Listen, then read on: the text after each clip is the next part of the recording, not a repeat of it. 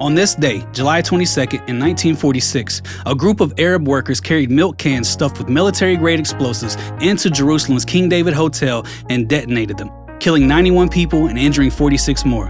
British, Arabs, and Jews were among the slain. This is tragic, but not surprising, right? Sounds like the kind of terrorism we're taught to expect from the usual suspects in the Middle East.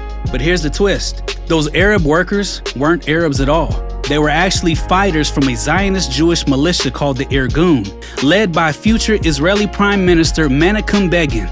Disguised in keffiyehs, forged papers tucked in their belts, they staged a false flag attack that didn't stay hidden for long. So wait, a Zionist gang, led by a future prime minister, bombed a hotel in Jerusalem and killed Brits, Arabs, and even other Jews? How could this be? Just a month earlier, on June 29, 1946, the British launched Operation Agatha, better known as Black Sabbath. And before you ask, I've gone down that rabbit hole for you already, and no, the classic rock band Black Sabbath did not get its name from anything related to this event. On this Black Sabbath, 2,700 Zionist Jews were arrested, senior Jewish agency leaders were hauled off, and huge arms caches were seized, as well as intelligence about the Haganah's complicity in acts of sabotage against the British. The King David Hotel bombing was the Irgun's answer. It was aimed at the British headquarters in the hotel that now held those captured files. Political Zionism gained real traction after the 1917 Balfour Declaration, when Britain, then occupying Palestine, promised to back a Jewish homeland.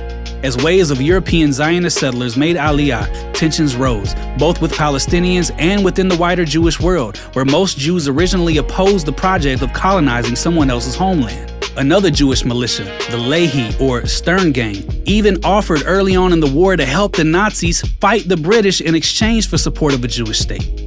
Then, once the war ended, thousands of Holocaust survivors in European displaced person camps were pressured, manipulated, and sometimes outright coerced into aligning with Zionist goals. This was part of a strategic drive to build a Jewish majority in Palestine.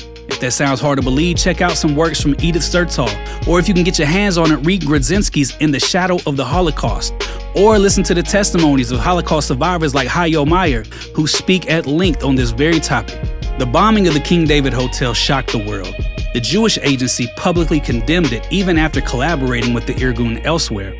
Begin insisted it was a legitimate strike against an occupying army, and even went as far as blaming the British for ignoring warning signs. London tried to tighten control afterwards, but soon enough, they were ready to dump the whole mess into the newborn United Nations lap. And we all know how that turned out. When we're honest about our history, whether Israel's, America's, or anyone's, things look far more complicated than the neat, sanitized myths that we've told ourselves about our beginnings. And we cannot build a better future until we're willing to acknowledge how we actually got here. So, if this rattled what you thought you knew, good. Now start working to find answers to all the questions you've got running through your mind now that you know what you know.